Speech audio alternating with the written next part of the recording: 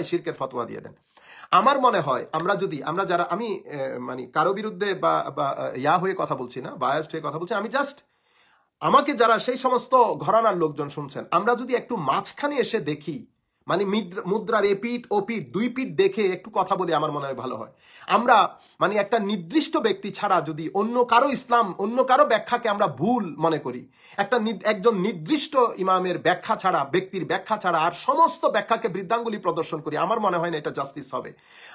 এই কারণেই আপনি দেখেন এই ইবনে তাইমিয়ার দেওয়া ব্যাখ্যা এবং সেটা পরবর্তীতে পুনরুজ্জীবন লাভ করে সৌদি আরব আব্দুল ওয়াহাব নজদির মাধ্যমে, আপনি আদ-দুরারুস সানিয়া কিতাবের মধ্যে আপনি অবাক হয়ে যাবেন যে কি মানে চরম পন্থা যারা অবলম্বন করে পুরা পৃথিবীতে আজকের এই মুহূর্ত পর্যন্ত যারা উগ্র পন্থা অবলম্বন করে, সবার আইডিওলজিক্যাল সাপোর্ট হচ্ছে ইবনে তাইমিয়া, সবার আইডিওলজিক্যাল সাপোর্ট হচ্ছে এই আদ-দুরারুস সানিয়া কিতাব। এবং এই আইডিওলজিটা, যে আইডিওলজির পক্ষ থেকে আলেম বা শেখরা, বর্তমান যুগের শেখরা কথায় কথায় শিরক এবং বেদাতের ফতোয়া দেন, এই হচ্ছে হিস্টোরিক্যাল ব্যাকগ্রাউন্ড। আমরা সেই জন্য আপনি দেখবেন এই আমাদের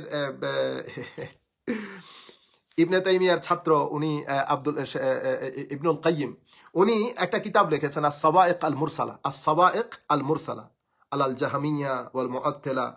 এই কিতাবের মধ্যে উনি তাওয়িলকে, রায়কে, মাজাজকে, অর্থাৎ পবিত্র কোরআনের মধ্যে কিছু শব্দ, পবিত্র কোরআনের মধ্যে একটা শব্দের একটা হচ্ছে অরিজিনাল মৌলিক অর্থ আর একটা হচ্ছে শব্দটার রূপক অর্থ।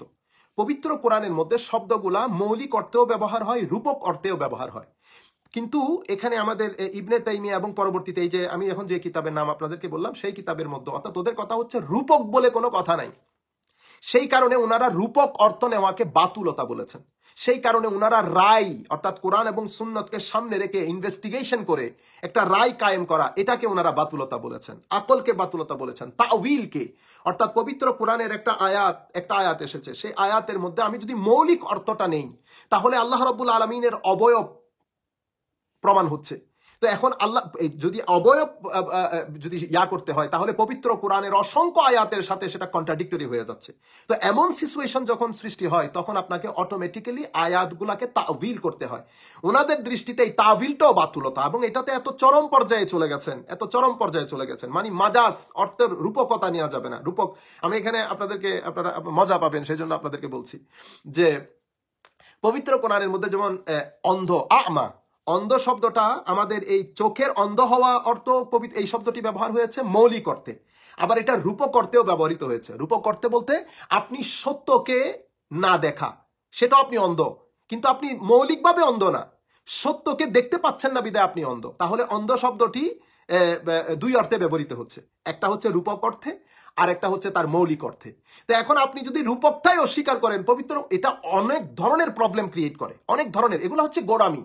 আপনি মানে এই মাজাজ নেওয়া ছাড়া, রূপক নেওয়া ছাড়া আপনার হাতে অন্য কোনো অপশনই নাই।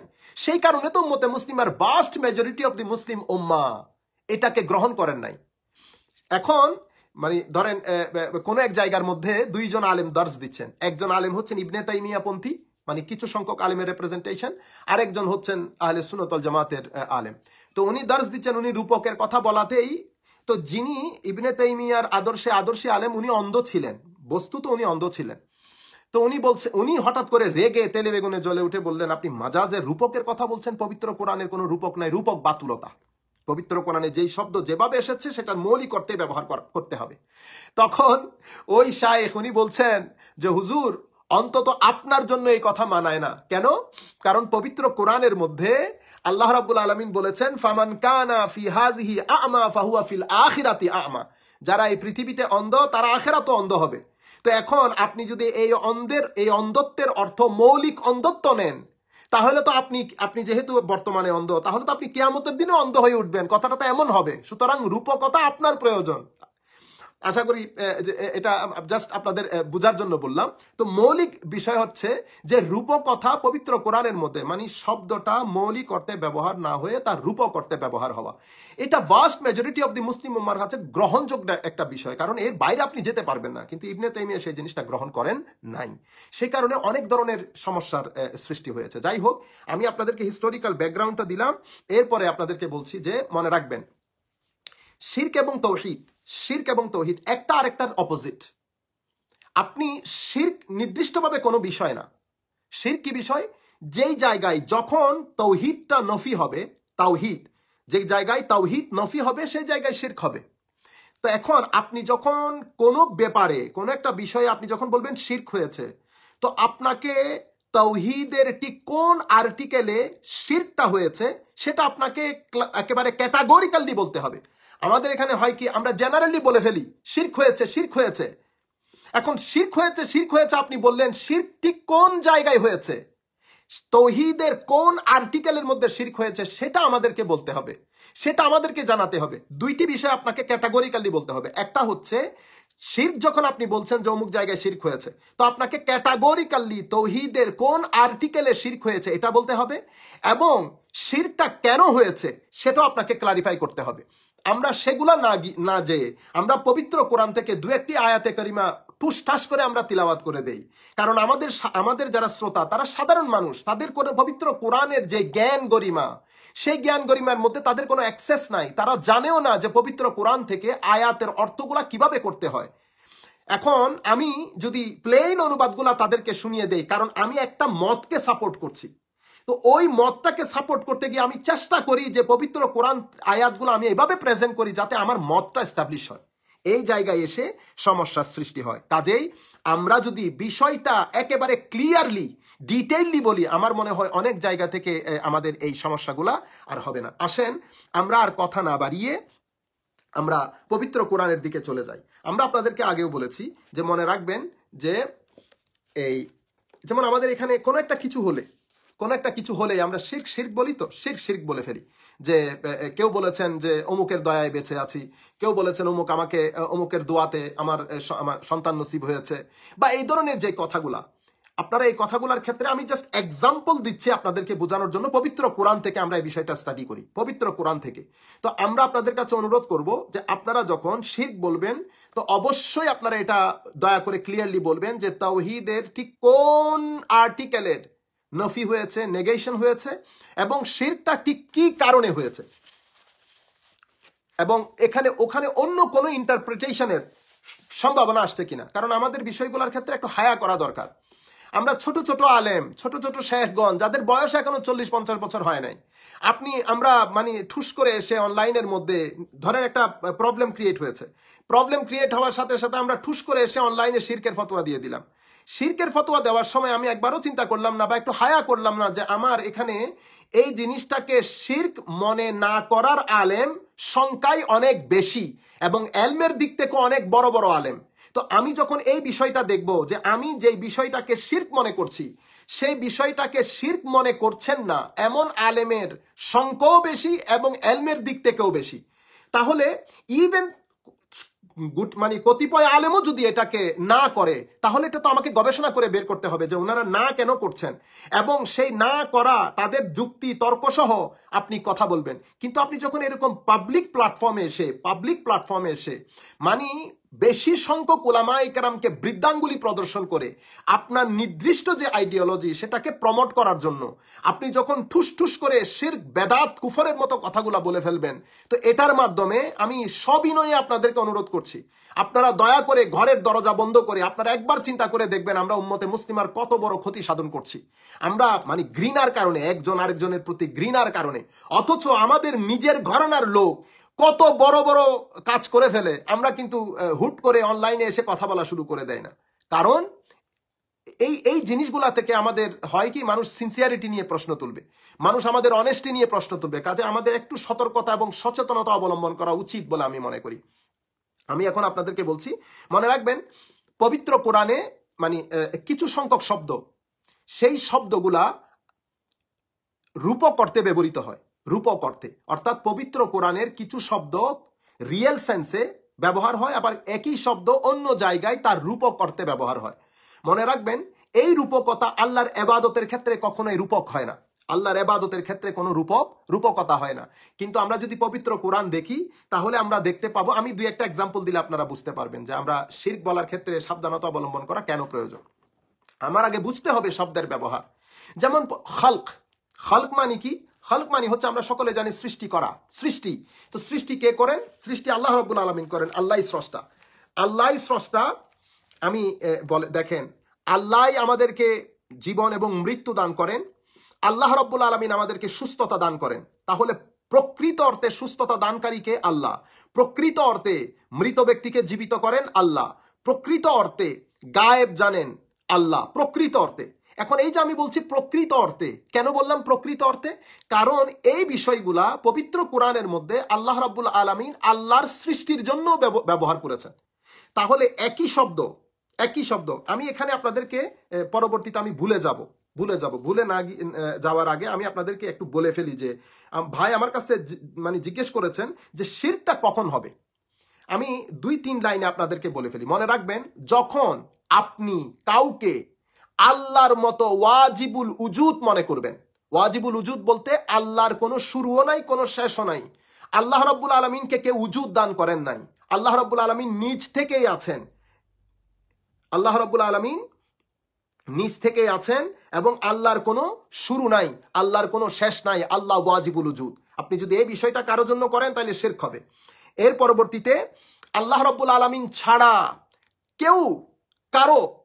কেউ এবাদতের যোগ্য না, মুস্তাহিক্কে এবাদত না, কেউ এবাদতের যোগ্য না। এবাদতের একমাত্র একচ্ছত্র মালিক আল্লাহ রাব্বুল আলামিন। আপনি রূপক অর্থেও কারো এবাদত করতে পারবেন না, এখানে কোনো রূপকতাও চলবে না। নাম্বার 3, কিছু বিষয় এমন আছে যে সমস্ত সিফাত, যেমন আল্লাহ রাব্বুল আলামিনের ইলম, আল্লাহ জাতিভাবে সত্তাগতভাবে এই ইলম আল্লাহ কারো কাছ থেকে শিখেন নাই। আল্লাহ সত্তাগতভাবে আল্লাহ ইলমের মালিক, সত্তাগতভাবে আল্লাহ কুদরতের মালিক, সত্তাগতভাবে আল্লাহ ইখতিয়ারের মালিক। সবকিছু আল্লাহর ইচ্ছাধীন, সত্তাগতভাবে সবকিছু ইলমের মালিক আল্লাহ, কুদরতের মালিক আল্লাহ। আমরা যদি এই বিষয়গুলা কোন সৃষ্টির জন্য আমরা যদি সাবেত করি, যেমন আমরা যদি বলি যে কোন একজন, ইভেন হুজুর করিম সাল্লাল্লাহু আলাইহি ইসলামের ব্যাপারে যদি বলি যে ইচ্ছার একচ্ছত্র মালিক, তাহলে শিরক হবে। কারণ ইচ্ছার একচ্ছত্র মালিক, ইলমের একচ্ছত্র মালিক, কুদরতের একচ্ছত্র মালিক, সবকিছুর একচ্ছত্র মালিক একমাত্র আল্লাহ রাব্বুল আলামিন হাকিকি অর্থে। এর পরবর্তীতে কিছু বিষয়, কিছু শব্দ, কিছু সিফাত, কিছু গুণবাচক বিষয়, কিছু জিনিস আল্লাহ রাব্বুল আলামিন আল্লাহর জন্য ব্যবহার করেছেন, একই শব্দ আল্লাহ বান্দার জন্য ব্যবহার করেছেন, একই সিফাত। যেমন আল্লাহ রহিমটা নিজের জন্য ব্যবহার করেছেন, সেই রহিমটা বান্দার জন্য ব্যবহৃত হয়েছে, মখলুকের জন্য ব্যবহৃত হয়েছে। রব নিজের জন্য ব্যবহৃত করেছেন আল্লাহ, বান্দার জন্য ব্যবহৃত করেছেন আল্লাহ। তাহলে এগুলাকে বলা হয় এই শেয়ারিং ওয়ার্ড, শেয়ারিং সিফাত, শেয়ারিং অ্যাট্রিবিউট আল্লাহর জন্য ব্যবহৃত হয়েছে পবিত্র কোরআনের মধ্যে। আমরা 2-1 এক্সাম্পল দিলে আপনারা বুঝতে পারবেন, বান্দার জন্য ব্যবহৃত হয়েছে। এখন এটা কি শিরক হবে? না। শিরক কখন হবে? যখন আপনি এই ধরনের শব্দগুলা যেই অর্থে আমরা আল্লাহর জন্য ব্যবহার করি, একই অর্থে যদি আমরা বান্দার জন্য ব্যবহার করি তাহলে শিরক হবে। যেমন হুজুর করিম সাল্লাল্লাহু আলাইহি ওয়াসাল্লাম গায়েব জানেন, আমরা যদি এখন আল্লাহ রাব্বুল আলামিনও গায়েব জানেন, তাহলে কি শিরক হবে? না। শিরক কখন হবে? আমরা যদি, কারণ এখানে শিরক কেন হচ্ছে না? কারণ শিরক হচ্ছে না এই কারণে এটা পবিত্র কোরআনের আয়াত দ্বারা, নসে সরি দ্বারা এস্টাবলিশ যে হুজুর করিম সাল্লাল্লাহু আলাইহি ওয়াসাল্লাম সহ আম্বিয়া ইকরামকে আল্লাহ রাব্বুল আলামিন গায়েবের জ্ঞান দান করেছেন। শিরক কখন হবে? যখন আপনি কারো জন্য এলমে গায়েব আপনি এভাবে বিশ্বাস করবেন যে উনি সত্তাগতভাবে গায়েব জানেন এবং গায়েবের সত্যিকার অর্থে প্রকৃত অর্থে উনি মালিক। যদি এভাবে করেন তাহলে শিরক হবে। মনে রাখবেন যে সবকিছুর এলমের প্রকৃত মালিক আল্লাহ, এলমের প্রকৃত মালিক আল্লাহ। সুতরাং এই সমস্ত শব্দগুলা যেভাবে আমরা আল্লাহর জন্য ব্যবহার করি, একই অর্থে যদি বান্দার জন্য ব্যবহার করি তাহলে শিরক হবে। কিন্তু আমরা যদি বান্দার জন্য রূপক অর্থে ব্যবহার করি তাহলে শিরক হবে না। তাহলে রহিম, করিম, রাউফ, এই সমস্ত শব্দগুলা যেগুলো আল্লাহ রাব্বুল আলামিন মখলুকাতের জন্য ব্যবহার করেছেন, হুজুর করিম সাল্লাল্লাহু আলাইহি ইসলামের জন্য ব্যবহার করেছেন, তো এই শব্দগুলা যদি আমরা একই অর্থে যে অর্থে আমরা আল্লাহর জন্য ব্যবহার করি, একই অর্থে যদি আমরা রাসূল পাক সাল্লাল্লাহু আলাইহি ওয়াসাল্লামের জন্য ব্যবহার করি তাহলে এটা শিরক হবে। বরং যখন এটা আল্লাহর জন্য ব্যবহার হবে তখন তার অর্থ একটা হবে রিয়েল সেন্স, হাকিকি ভাবে। আর যখন এটা রাসূল করিম সাল্লাল্লাহু আলাইহি ইসলামের জন্য ব্যবহৃত হবে, আমরা এই বিষয়গুলো আমাদের ভালো করে আয়ত্ত করতে হবে। আমরা দেখার পরে লাফ দিয়ে উঠলে এগুলো এলমি বিষয়, এগুলো এলমি বিষয়। এলমি বিষয়গুলো বলার একটা ধরন আছে, মানুষকে প্রচার করার একটা ধরন আছে, যাতে কোনো ধরনের ফিতনা ফাসাদের সৃষ্টি না হয়। মনে রাখবেন যে আল্লাহ রাব্বুল আলামিন, আমরা যারা আলেম ওলামা শুনছেন, আল্লাহর যখন এলমের কথা বলবো তখন সেটা অবশ্যই কায়েম বিজাত, সেটা গैर মাহদুদ, সেটা ওয়াজিব এবং কাদিম হবে। আর মখলুকাতেরটা কখনো সেরকম হয় না। মখলুকাতটা মুমকিন, মাহদুদ, মুতানাহি এবং হাদিস। মখলুকাতেরটা মুমকিন, মুতানাহি, হাদিস এবং মাহদুদ। আল্লাহ রাব্বুল আলামিন এটা গैर মাহদুদ, এটা ওয়াজিব, এটা কাদিম, এটা কায়েম বিজাত হবে। তাহলে এই হচ্ছে এই ঘটনা, এভাবে যখন হবে তখন শিরক হবে, অন্যথায় শিরক হবে না। তাহলে আমরা বলতে যেটা চাচ্ছিলাম যে পবিত্র কোরআনের মধ্যে আমরা একটা আয়াত পড়ি, যেমন হযরত ঈসা আলাইহিস সালামের ক্ষেত্রে বলা হচ্ছে, এটা সূরা আল ইমরানের আয়াত নম্বর 49। আপনারা যদি দেখেন, ওয়া রাসূলান ইলা বানি ইসরাঈলা আন্নী ক্বাদ জি'তুকুম বিআয়াতিন মির রাব্বিকুম আন্নী আখলুকু লাকুম মিনাত তিনি কাহাইয়াতিত তায়র ফাআনফুখু ফীহি ফায়াকুনু তায়রান বিইজনিল্লাহ। লম্বা আয়াত, আমি সময় বাঁচানোর জন্য আয়াতগুলো পড়ছি না। এখানে হযরত ঈসা আলাইহিস সালাম কয়েকটি কথা বলেছেন। একটা বলেছেন ইন্নী আখলুকু লাকুম, আমি তোমাদের জন্য সৃষ্টি করব, বানাবো। ফাআনফুখু ফীহি, এবং সেখানে আমি ফু দিব। আমি শুধুমাত্র ওই বিষয়গুলা বলছি। ওয়া উবরিউল আকমাহা ওয়াল আবরাসা, আমি কি করি, মানে মা দ্বারা যারা মাতৃগর্ভের অন্ধ এবং কুষ্ঠরোগী তাদেরকে আমি কি দান করি, আরোগ্য দান করি। ওয়া উহিল মাউতা, আমি মৃতকে জীবিত করি। আপনি দেখেন, মৃতকে জীবিত করেন আল্লাহ এবং আরোগ্য দানের মালিক আল্লাহ। মায়ের পেট থেকে এই যে কি বলে, মায়ের পেট থেকে যে ব্যক্তি অন্ধত্বের দুইকরণের মালিক একমাত্র আল্লাহ। এই ব্যাপারে কারো কোনো সন্দেহ নাই। কিন্তু আমরা দেখছি পবিত্র কোরআনের এই শব্দগুলো হযরত ঈসা আলাইহিস সালামের জন্য ব্যবহৃত হয়েছে। তাহলে আমরা ডিফারেন্সিয়েট কিভাবে করব? ডিফারেন্সিয়েট, প্রথমে তো এখান থেকে আমরা এটা বুঝতে পারছি যে এই শব্দগুলা রূপক অর্থেও বান্দার জন্য ব্যবহার হতে পারে। ওয়া উহিল মাউতা, হযরত ঈসা আলাইহিস সালাম বলছেন তো যে আমি মৃতকে জীবিত করি। তো কিভাবে জীবিত করি? সব কাজগুলো আমি করি বিইজনিল্লাহ, আল্লাহ রাব্বুল আলামিনের অনুমতি সাপেক্ষে। তো আল্লাহর অনুমতি সাপেক্ষে, তাহলে আমরা কি বুঝলাম? প্রকৃত মানে মানুষকে জীবন দেওয়ার প্রকৃত মালিক আল্লাহ, মৃত্যু দেওয়ার প্রকৃত মালিক আল্লাহ, সুস্থতা এবং কি বলে মানুষকে আরোগ্য দান করার প্রকৃত মালিক আল্লাহ, এবং আপনি কালকে কি খাবেন, ঘরে কি রেখেছেন তা জানার প্রকৃত মালিক আল্লাহ। কিন্তু রূপক ভাবে এই বিষয়গুলা বান্দাকেও আল্লাহ জানান, বান্দার জন্য ব্যবহৃত হয়। তো আমাকে সেন্সটা রেডি করতে হবে, সেন্সটা তৈরি করতে হবে। আপনি শোনার পরে লাফ দিলে হবে না, শোনার পরে লাফ দিলে হবে না, কারণ পবিত্র কোরআনের মধ্যে হযরত ঈসা আলাইহিস সালামের ক্ষেত্রে আসছে।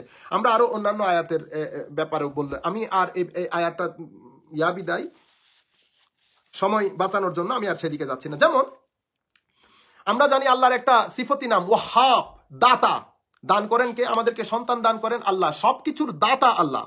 হযরতে আপনারা যদি দেখেন যে ক্বালা রাব্বি হাবলি মিন লাদুনকা যুররিয়াতান তাইয়্যিবাতান ইন্নাকা সামিউদ দুআ, ক্বালা রাব্বি ইগফির লি ওয়া হাব লি মুলকান লা ইয়ানবাগি লিআহাদিন মিন বাদি ইন্নাকা আনতাল ওয়াহ্হাব। আল্লাহকে বলা হচ্ছে যে আল্লাহ রাব্বুল আলামিন ওয়াহ্হাব। আপনি দেখেন হযরতে জিবরিল আমিন যখন হযরত মারিয়াম আলাইহিস সালামের কাছে এসেছেন, তখন এটা সিফতি নাম ওয়াহ্হাব, সন্তান দেওয়ার মালিক আল্লাহ, কাউকে কোনো কিছু দেওয়ার মালিক আল্লাহ, দান আল্লাহ করেন। এই ব্যাপারে কারো কোনো সন্দেহ নাই। কিন্তু আপনি দেখেন জিবরিল আমিন যখন হযরত মারিয়াম আলাইহিস সালামের কাছে এসেছেন, তো ওনাকে কি বলেছেন? আমি ইন্নী আনা রাসূল রাব্বিক, আমি তোমার প্রতিপালকের পক্ষ থেকে এসেছি। কেন এসেছি? লি আহাবা লাকে গুলামান জাকিয়া, তোমাকে একটা সন্তান দেওয়ার জন্য। লি আহাবা লাকে, আমি তোমাকে সন্তান দেব, আমি লি আহাবা লাকে গুলামান জাকিয়া। তাহলে আমরা এই বিষয়গুলা থেকে একটা ব্যাপার বুঝতে পারি যে শব্দগুলা মেটাফোরিক্যালি, রিয়েল সেন্স ছাড়া মেটাফোরিক্যালি মাখলুকাতের জন্য যখন ব্যবহার হয় তখন সেটা মেটাফোরিক্যালি ব্যবহার হয়। আমরা যখন বলি আল্লাহর অমুক ওয়ালির দরবারে, অমুক ওয়ালির দরবারে গিয়ে আমার সন্তান নসিব হয়েছে, তো আমাদের অবশ্যই মনে রাখতে হবে যে এখন হযরত জিবরিল আমিন বলেছেন লি আহাবালাকে গুলামান জাকিয়া, আমি তোমাকে সন্তান দিব। তো এখানে কি জিবরিল আমিন মূল সন্তান দাতা? তো জিবরিল আমিন না, সন্তান দাতা আল্লাহ রাব্বুল আলামিন। তো এই জিবরিল আমিনের যে দেওয়া সেটা মেটাফোরিক্যাল সেন্সে, সেটা কখনো রিয়েল সেন্সে না। এই বিষয়টা পরিষ্কার। কাজে এই বিষয়গুলোর ক্ষেত্রে আমরা শিরক কুফরের ফতোয়া দেওয়ার আগে আমাদেরকে অনেক একটু চিন্তা করে নেওয়া দরকার। এই বিষয়গুলোতে আমরা যখন বলি অমুকের দয়ায়, অমুকের দোয়ায় অমুকের সন্তান হয়েছে, তো সেটা হচ্ছে মেটাফোরিক্যাল সেন্সে তাওয়াসসুল বোঝানো হয়, তাওয়াসসুল বোঝানো হয়।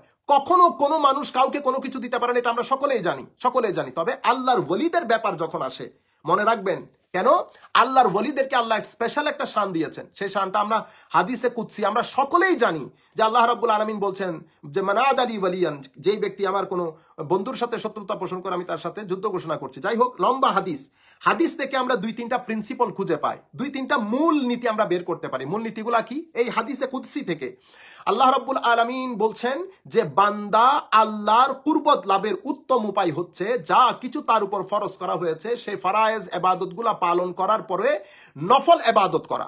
তো বান্দা থাকেন, বান্দা আব্দ থাকেন। আব্দ যখন নামাজ এবং নওয়াফেল, ফরায়েজ এবং নওয়াফেল পালন করতে থাকেন, তো নফল ইবাদতের মাধ্যমে বান্দা আল্লাহর নৈকট্যে যেতে থাকেন। নিকটে যেতে যেতে বান্দা আল্লাহর নৈকট্য প্রাপ্ত হন। তো আব্দ এক সময় মুকাররব হয়ে যান, আল্লাহ নৈকট্য প্রাপ্ত হয়ে যান। যখন নৈকট্য প্রাপ্ত হয়ে যান তখন আল্লাহ রাব্বুল আলামিন হাদিসে কুদসির মধ্যে বলছেন যে ওই ব্যক্তির চোখ আমার চোখ হয়ে যায়, তার হাত আমার হাত হয়ে যায়, তার কান আমার কান হয়ে যায়, তার জবান আমার জবান, তার পা আমার পা।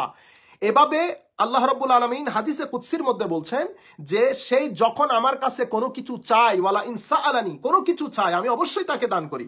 সে কোনো কিছু থেকে পানা চাইলে আমি তাকে পানা দান করি। আমরা এই বিষয়গুলো কি ভুলে গেছি? তাহলে এই যে আমরা এখান থেকে প্রিন্সিপাল কি পেলাম? প্রিন্সিপাল পাচ্ছি আব্দ ইবাদাত রিয়াজাতের মাধ্যমে মুকাররব হয়। মুকাররব হওয়ার পরে প্রথমে মাহবুব, মুকাররব হওয়ার পরে মাহবুব হয়, প্রিয় হয়ে যায়। যখন মাহবুব হয় তখন আল্লাহ রাব্বুল আলামিন তাকে মাজুনিয়ত দান করেন, শানে মাজুনিয়ত, অর্থাৎ ওই ব্যক্তি যা চান আল্লাহ রাব্বুল আলামিন তাকে তা দান করেন। এটা আল্লাহ রাব্বুল আলামিন ওই ব্যক্তির জন্য আল্লাহর একটা স্পেশাল দয়া এবং করম। অসংখ্য সহিহ হাদিসের মাধ্যমে বিষয়গুলো প্রমাণিত। কিন্তু আমরা কথাই কথাই শিরক বলে ফেলি। এখন আল্লাহ বলছেন ওয়ালা ইন সাআলানি লাউতিয়ান্না। আপনারা হযরত মুসা আলাইহিস সালামের কথা ভুলে গেছেন। হযরত মুসা আলাইহিস সালামের কাছে যখন মালাকুল মউত এসেছিল, তো মালাকুল মউতকে পাঠিয়েছেন খুদ আল্লাহ রাব্বুল আলামিন। এটা তো মানে বুখারী শরীফের হাদিস। মালাকুল মউতকে পাঠিয়েছেন খুদ আল্লাহ রাব্বুল আলামিন, কিন্তু মালাকুল মউত হযরত মুসা আলাইহিস সালামের কাছে এসেছে মানুষের আকৃতিতে। তো মানুষের আকৃতিতে এসে আমরা জানি যে থাপ্পড় দেওয়া হয়েছে, ওনার চোখ পড়ে গেছে, উনি আল্লাহ রাব্বুল আলামিনের দরবারে গেলেন। এই যে চোখ পড়ে যাওয়া, যেহেতু হযরত মালাকুল মউত এসেছেন মানুষের আকৃতিতে, তো মানুষের আকৃতিতে আসার কারণে মানুষের যে বৈশিষ্ট্য, সেই বৈশিষ্ট্যের শিকার হয়েছেন। এখন পাঠিয়েছেন আল্লাহ। কেন পাঠিয়েছেন? মৃত্যু দেওয়ার জন্য, রূহ কবজ করার জন্য। তো কবজ করার জন্য এসে এখন মালাকুল মউত গিয়ে বলছেন আপনি আমাকে এমন ব্যক্তির কাছে পাঠিয়েছেন উনি নিজে মৃত্যুবরণ করতে চাচ্ছেন না। আপনি আমাকে এমন ব্যক্তির কাছে পাঠিয়েছেন যিনি মৃত্যুবরণ। এটা বুখারী শরীফের কিতাবুল জানায়েজের হাদিস এবং মুসলিম শরীফের মধ্যে মুত্তাফাকুন আলাইহি হাদিস, যে আপনি আমাকে এমন ব্যক্তির কাছে পাঠিয়েছেন আরসালতানি ইলা আবদিন লা ইউরিদুল মউত। মাওলা আপনি এমন ব্যক্তির কাছে আমাকে পাঠিয়েছেন যে ব্যক্তি এখন মৃত্যু বরণ করতে চাচ্ছেন না। যাই হোক, আমি শুধু আপনাদেরকে এই ইঙ্গিতটা দিচ্ছি যে সবকিছুর ক্ষেত্রে শিরক হয় না। কিছু বান্দা, এইটা তো হযরত মুসা আলাইহিস সালাম তো জলিলুল কদর পয়গম্বর, এবং হুজুর কারীম সাল্লাল্লাহু আলাইহি ওয়াসাল্লাম হাদিসে পাকের মধ্যে বলছেন যে এটাও আপনি বুখারী মুসলিম শরীফের হাদিস, যে লা ইয়ামুতু নবিয়্যুন হাত্তা ইউখায়্যারা বাইনাদ দুনিয়া ওয়াল আখিরা। কোন প্রত্যেক নবীকে তার মৃত্যুর ব্যাপারে, সে দুনিয়াতে থাকবে না চলে যাবে, এই ব্যাপারে এখতিয়ার দেওয়া হয়। এই যে এখতিয়ার দেওয়া, তখন আমরা কি বলি? নবীরা মুখতার। এখন যখন আমি বলি নবীরা মুখতার, এখন আপনার মনে প্রশ্ন জাগে যে মুখতার হলে তো শিরক হয়ে গেছে, মুখতার তো আল্লাহ না। এই জায়গায় আমাদের গন্ডগোল হয়ে যায়। তাহলে আমরা এই হাদিসগুলা কোথায় নিয়ে যাব? আপনার মনে রাখতে হবে, আমরা যখন বলি নবীরা মুখতার, তার মানে হচ্ছে এই নবীর যে ইচ্ছা সেটা রিয়েল সেন্সে না, মেটাফরিক্যাল সেন্সে। প্রকৃত ইচ্ছার মালিক আল্লাহ। তো আল্লাহ রাব্বুল আলামিন নবীদের উপর এই দয়া অনুগ্রহ কেন করলেন? নবীদের মহব্বতের কারণে, শানে মাহবুবিয়তের কারণে, নবীদের নৈকট্য প্রাপ্ত হওয়ার কারণে। এটা তো নবীদের কথা। আপনি চিন্তা করে দেখবেন, মালাকুল মউত এসে থাপ্পড় খাওয়ার পরে চোখ পড়ে গেছে, সেই অবস্থায় ওনারা আল্লাহর দরবারে গেলেন, হযরত মুসা আলাইহিস সালামের শান দেখেছেন। আপনি একটা শিরক বেদাত এখান থেকে বের হয়ে আপনি মাহবুবিয়তের, মানে বান্দারা আম্বিয়ায়ে কেরাম আল্লাহর কতটুকুন নৈকট্য প্রাপ্ত, কতটুকুন প্রিয় এবং মহব্বতের, সেই দৃষ্টিভঙ্গি থেকে আপনাকে দেখতে হবে। নবীদের পরে, নবীদের উম্মতের মধ্যে যাদেরকে আমরা ওয়ালি বলি, যারা ওই হাদিসে কুদসি, যেটা আমি আপনাদেরকে কিছুক্ষণ আগে বলছি, এগুলো বিখ্যাত হাদিস, আপনারা সবাই জানে। আমি এই কারণে রেফারেন্স বা দীর্ঘ মৌলিক হাদিস, একেবারে পূর্ণ হাদিস বলার কোনো প্রয়োজন নাই। আমি শুধু আপনাদেরকে এতটুকুন বলছি যে বান্দা ইবাদাত এবং রিয়াজাতের মাধ্যমে, ওই হাদিসের আলোকে বলছি যে বান্দার মাহবুবিয়ত অর্জিত হয়, শানে মাহবুবিয়ত, মুকাররব হয়, মুকাররব হওয়ার পরে মাহবুব হয়, মাহবুব হওয়ার পরে আল্লাহ রাব্বুল আলামিন তাদেরকে মাজুনিয়ত দান করেন। ওয়ালা ইন সাআলানি, যা চাই তা দান করেন, যা থেকে পানা চাই তা থেকে পানা দান করেন। এটা হচ্ছে মুকাররবিন এবং শানে মাহবুবিয়তের কারণে আল্লাহ রাব্বুল আলামিন আল্লাহর বান্দাদেরকে এই শানটুকু দান করেন। এই কারণে আপনি দেখেন না, কিয়ামতের দিন হাদিসে মুসলিম শরীফের রিওয়ায়াতের মধ্যে এসেছে, তারা আল্লাহর দরবারে তাদের ওই সমস্ত বান্দা, তাদের আশেপাশে, তাদের মুত্তাবিঈন, তাদের মজলিসে যারা বসতো, যাদের সাথে তাদের সম্পর্ক ছিল, তাদেরকে জাহান্নামে দিলে আল্লাহর দরবারে তারা আল্লাহ রাব্বুল আলামিনের সাথে আর্গুমেন্ট করবে যে আল্লাহ, তারা আমাদের সাথে নামাজ দোয়া পড়তো, আমাদের মজলিসে ছিল, আপনি তাদেরকে জাহান্নামে দিয়ে দিয়েছেন। তো এটা কেন? এটা হচ্ছে আল্লাহ রাব্বুল আলামিনের সাথে তাদের যে একটা নিসবত সম্পর্ক, হবেও বা না কেন? আপনি চিন্তা করতে পারবেন, একদিন দুই দিন না, যারা সারা রাত সারা জীবন, যাদের তাহাজ্জুদের মধ্যে, ইবাদাতের মধ্যে, রিয়াজাতের মধ্যে, তাকওয়া পরহেজগারির মধ্যে, খৌফ খশিয়াতের মধ্যে, আল্লাহর রেজামন্দির মধ্যে যারা পুরা জীবন এই অবস্থায় কাটিয়ে দিয়েছেন, তো তাদেরকে আল্লাহ রাব্বুল আলামিন এই শান দিবেন না তো কাকে দেবেন? সেই কারণে আল্লাহ পবিত্র কোরআনের মধ্যে বলছেন, ইন্নাল্লাযীনা সাবাকাত লাহুম মিন্নাল হুসনা উলাইকা আনহা মুবআদুন। কিয়ামতের দিন সকল মানুষ এদিক দিক বিদিক ছোটাছুটি করবে, কিন্তু আল্লাহর নৈকট্য প্রাপ্ত বান্দারা, ইন্নাল্লাযীনা সাবাকাত লাহুম মিন্নাল হুসনা, নৈকট্য প্রাপ্ত বান্দারা, সেদিন তাদের জন্য স্পেশাল ডে হবে। এবং ফেরেশতারা তাদেরকে বলবে যে এটা দিস ইজ ইয়োর ডে, হাযা ইয়াউমুকুম, এটা this is your day, rejoice, তোমরা আনন্দ উদযাপন করো। ইন্নাল্লাহ পবিত্র কোরআনের আয়াত। কাজে আমাদেরকে কিছু জিনিস বুঝতে হবে। তো ইভেন পবিত্র কোরআনের রব শব্দটি, রব প্রতিপালক, আমরা পবিত্র কোরআনের শুরুতেই পড়ি আলহামদুলিল্লাহি রাব্বিল আলামিন। এই রব শব্দটিও হযরত ইউসুফ আলাইহিস সালাম তৎকালীন মিশরের রাজার ব্যাপারেও পবিত্র কোরআনের মধ্যে এসেছে। আপনি কোরআনের আয়াতটা দেখেন, ওয়াকালা লিল্লাযী যান্না আন্নাহু নাজিন মিনহুম আযকুরনি ইনদা রাব্বিক। তুমি যদি জেল থেকে মুক্তি পেয়ে যাও, তুমি তোমার রবের কাছে গিয়ে, অর্থাৎ তোমার বাদশার কাছে গিয়ে। দেখেন রব শব্দটি আল্লাহর জন্য ব্যবহৃত হচ্ছে, আবার বান্দার জন্য ব্যবহৃত হচ্ছে। চিন্তা করে দেখেন, এখন আপনি ইউজ দেখে যদি আপনি কথা বলা শুরু করেন তাহলে হবে না, আপনাকে মুড অফ ইউজ দেখতে হবে। মুড অফ ইউজ দেখতে হবে যে ওই শব্দটি কোন কনটেক্সটে ব্যবহার করা হয়েছে। আমাদের এখানে সমস্যা হচ্ছে, আমরা শব্দগুলাকে আউট অফ কনটেক্সটে এনে আমাদের নির্দিষ্ট আইডিওলজিকে প্রচার প্রসার করার জন্য আমরা একটা বক্তব্য দিয়ে দেই। মাওলানা আপনি বক্তব্য তো দিয়ে দিয়েছেন, কিন্তু এটা হাজার মানুষের কনফিউশনের কারণ হয়েছে, ডিস্টারবেন্সের কারণ হয়েছে। এগুলো আমার মনে হয় আরো বেশি সাবধানতা অবলম্বন করা আমাদের প্রয়োজন। আমি এই ব্যাপারে আর দীর্ঘ না করে আমি আর দু একটি পয়েন্ট, এই প্রশ্নের উত্তর অনেক দীর্ঘ হয়ে যাচ্ছে। আমি চেয়েছিলাম যে প্রশ্নের উত্তরটা খুব সংক্ষিপ্ত করে দিয়ে দিতে, কিন্তু এই প্রশ্নের উত্তরটা অনেক দীর্ঘ হয়ে যাচ্ছে। যাই হোক, এখন আপনাদেরকে যে কথাটা বলতে চাচ্ছি সেটি হচ্ছে যে কিছু বিষয়, যেমন পবিত্র কোরআনের মধ্যে এই যে আমরা অনেক সময় বলি না ওয়াসিলা, মাধ্যম। আপনি মাধ্যমটা কখনো মৌলিক না। এখানে একটা হচ্ছে মৌলিক হচ্ছেন আল্লাহ।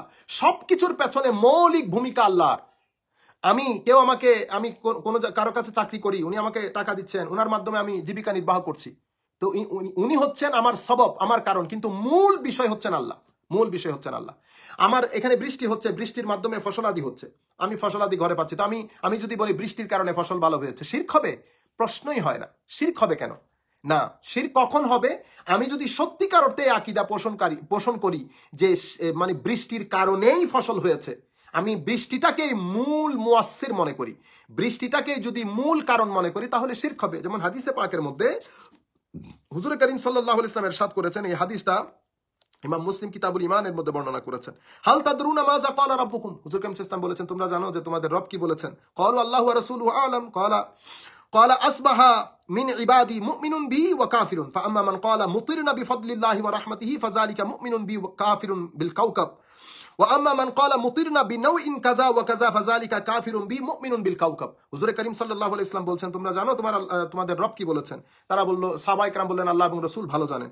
তখন হুজুর করিম সাল্লাল্লাহু আলাইহি ওয়াসাল্লাম ইরশাদ করলেন, তোমাদের মধ্যে আসবাহা মিন ইবাদি মুমিনুন বি ওয়া কাফিরুন, বলেছেন আমার বান্দারা তাদের সকাল হয়েছে যে তারা কেউ মুমিন হিসেবে সকাল করে, মানে তাদের সকাল হয়েছে, কেউ কাফের হিসেবে সকাল হয়েছে।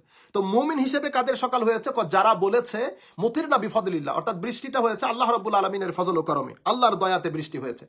অর্থাৎ বৃষ্টির মাধ্যমে আমি যে উপকার পেয়েছি সেটা বৃষ্টির মাধ্যমেই পেয়েছি, কিন্তু বৃষ্টি মূল মুয়াসসির না, মূল মুয়াসসির হচ্ছেন আল্লাহ। বৃষ্টিটা হয়েছে আল্লাহর দয়াতে। তো আমি যেটা আপনাদেরকে বলতে চাচ্ছি, তো কাফের কারা? কাফের বলছে যে যারা মুমিনুন কাফিরুন বিল কাওকাব ওয়া আম্মা মান ক্বালা মুতিরনা বিনাউইন কাযা ওয়া কাযা, অমুক তারকারাজির এই সমস্ত কারণে বৃষ্টিটা হয়েছে। অর্থাৎ মূল মুয়াসসির, মূল কারণটাকে যখন আপনি এই সৃষ্টির দিকে ঠেলে দিবেন, তখন সেখানে শিরক হবে। কিন্তু আপনি যখন মনে করবেন যে বৃষ্টির মাধ্যমে ফসল হলেও, যেমন আমরা দাতা শব্দটা ব্যবহার করি, দাতা, আপনাকে আপনার কেউ কোনো উপকার করলো, তো উপকারীর আপনাকে অবশ্যই তার শুকরিয়া আদায় করতে হবে। হাদিসে পাকের মধ্যে ইমাম আবু দাউদের সুনানের মধ্যে কিতাবু যাকাতের মধ্যে একটা হাদিস এসেছে। হুজুর করিম সাল্লাল্লাহু আলাইহি ওয়াসাল্লাম বলেছেন, মান সানা ইলাইকুম মারুফা ফাকাফিউহু ফাইল্লাম তাজিদু মা তুকাফিউনাহু ফাদউ লাহ হাত্তা তারাউ আন্নাকুম ক্বাদ কাফাতুমুহু। হুজুর করিম সাল্লাল্লাহু আলাইহি ওয়াসাল্লাম বলেছেন, কেউ যদি তোমাদের কোনো মঙ্গল করে, তোমরা অবশ্যই তার পরিবর্তে তোমরাও তার কি করো? মঙ্গল করো, তোমরাও তার কোনো ভালো করো। কেউ যদি তোমাদের কোনো কল্যাণ করে, তোমরা যদি কল্যাণটা তার কোনো মানে এহসানের পরিবর্তে এহসানটা করতে না পারো, অন্তত তার জন্য আল্লাহর দরবারে দোয়া করো যতক্ষণ পর্যন্ত মেন্টালি তুমি স্যাটিসফাইড হয়ে না যাও। অর্থাৎ কোনো কিছু তার জন্য করতে না পারো। যেমন হাদিসে পাকের মধ্যে হুজুর সাল্লাল্লাহু আলাইহি ওয়াসাল্লাম ইরশাদ করেছেন, মান লাম ইয়াশকুরিন নাস লাম ইয়াশকুরিল্লাহ। যে ব্যক্তি মানুষের শুকরিয়া আদায় করে না, কৃতজ্ঞতা বোধ যার মধ্যে নাই, সে ব্যক্তি আল্লাহর দরবারে অকৃতজ্ঞ। তাহলে এই যে মানুষের কৃতজ্ঞতা বোধ আপনাকে প্রকাশ করতে হবে। যদিও মানুষ আপনি যার মাধ্যমে উপকৃত হয়েছেন সে আপনার মূল না, অর্থাৎ আমি বলছি না অমুক জন দাতা, অমুক আমাকে দিয়েছেন, এগুলা বললেই শিরিক হয়ে যায় না, বরং এগুলা মেটাফরিক্যাল সেন্সে। মূল দাতা আল্লাহ রাব্বুল আলামিন। যাই হোক, আমি এই ব্যাপারটা নিয়ে আর না গিয়ে শুধু আর দুই একটা বিষয় আপনাদেরকে বলছি, যে কিছু বিষয় যেমন শাফাআত, মূল শাফাআতের আপনি পবিত্র কোরআন শরীফ পড়েন, শাফাআতের মূল মালিক বলা হয়েছে আল্লাহ, ফালিল্লাহি শাফাআতু জামিআ কুল লিল্লাহি শাফাআতু জামিআ। কিন্তু একইভাবে আল্লাহ রাব্বুল আলামিন বলেছেন লা ইয়ামলিকুনা শাফাআ ইল্লা মান ইত্তাখাযা ইনদার রাহমানি আহদা। কিন্তু আল্লাহ রাব্বুল আলামিন আল্লাহর বান্দাদের মধ্যে কিছু কিছু বান্দাকে আল্লাহ শাফাআতের মালিক বানিয়ে দিয়েছেন। শাফাআতের মূল মালিক আল্লাহ, কিন্তু কিছু কিছু বান্দাকে আল্লাহ তার মালিক বানিয়ে দিয়েছেন। পবিত্র কোরআনের আয়াত, যেমন আমরা জানি যে ইলমে গায়েব শুধুমাত্র আল্লাহ জানেন, কারণ আল্লাহ বলেছেন কুল্লা ইয়ালামু মান ফিস সামাওয়াতি ওয়াল আরদিল গায়বা ইল্লাল্লাহ। আল্লাহ ছাড়া গায়ব কেউ জানেন না। কিন্তু আপনি যদি পবিত্র কোরআনের অন্য আয়াত পড়েন, ওয়ামা আলিমুল গায়ব ফালা ইউযহিরু আলা গায়বিহি আহাদা, আল্লাহ রাব্বুল আলামিন কারো কাছে তার গায়বের প্রকাশ করেন না, ডিসক্লোজ করেন না, ইল্লা মানির তাদামের রাসূল। কিন্তু তার আল্লাহ রাব্বুল আলামিন তার রাসূলদের কাছে আল্লাহ তার গায়বের জ্ঞান দান করেন। ওমা কান আল্লাহু লিইউতলিয়াকুম আলাল গায়ব ওয়ালাকিন্নাল্লাহ ইয়াজতাবি মির রাসূলিহি মান ইয়াশা ফাআমিনু বিল্লাহি ওয়া রাসূলিহি। আল্লাহ রাব্বুল আলামিন আল্লাহর আম্বিয়ায়ে কেরামকে গায়বের জ্ঞান দান করেন। আপনি দেখছেন, তাহলে আপনি যখন আম্বিয়ায়ে কেরামের ক্ষেত্রে গায়ব শব্দটি ব্যবহার হবে, তার অর্থের মুড এক ধরনের হবে, যখন আল্লাহর জন্য ব্যবহার হবে অর্থের মুড আরেক ধরনের হবে। আল্লাহর জন্য হবে আল্লাহ বিজাত, আল্লাহর ইলম মুহিত বিলকুল, যেটা আমি পূর্ববর্তী আমার ইলমে গায়বের আলোচনায় বলেছি। যাই হোক, এভাবে অসংখ্য জায়গায়, যেমন রৌফ শব্দটি আল্লাহর জন্য ব্যবহার করা হয়েছে, রাসূল করিম সাল্লাল্লাহু আলাইহি ওয়াসাল্লামের জন্য ব্যবহার করা হয়েছে, রহিম শব্দটি আল্লাহর জন্য ব্যবহার করা হয়েছে, হুজুর করিম সাল্লাল্লাহু আলাইহি ওয়াসাল্লামের জন্য ব্যবহার করা হয়েছে। এইভাবে আল হাক্কুল মুবিন এবং আল নূর, যেমন আল্লাহ রাব্বুল আলামিন বলেছেন আল্লাহু নূরুস সামাওয়াতি ওয়াল আরদ, একই নূর আল্লাহ রাব্বুল আলামিন রাসূল করিম সাল্লাল্লাহু আলাইহি ওয়াসাল্লামকে বলেছেন ক্বাদ জাআকুম মিনাল্লাহি নূর। আল্লাহ রাব্বুল আলামিন বলেছেন ওয়া আরসালনাকা লিন-নাসি রাসূলা ওয়া কাফা বিল্লাহি শাহীদা, আল্লাহ নিজেকে শাহীদ বলেছেন। আবার وكذلك جعلناكم أمة وسطا لتكونوا شهداء على الناس ويكون الرسول عليكم شهيدا। এই আয়াতে রাসূল করিম সাল্লাল্লাহু আলাইহি ওয়াসাল্লামকে শহীদ বলেছেন।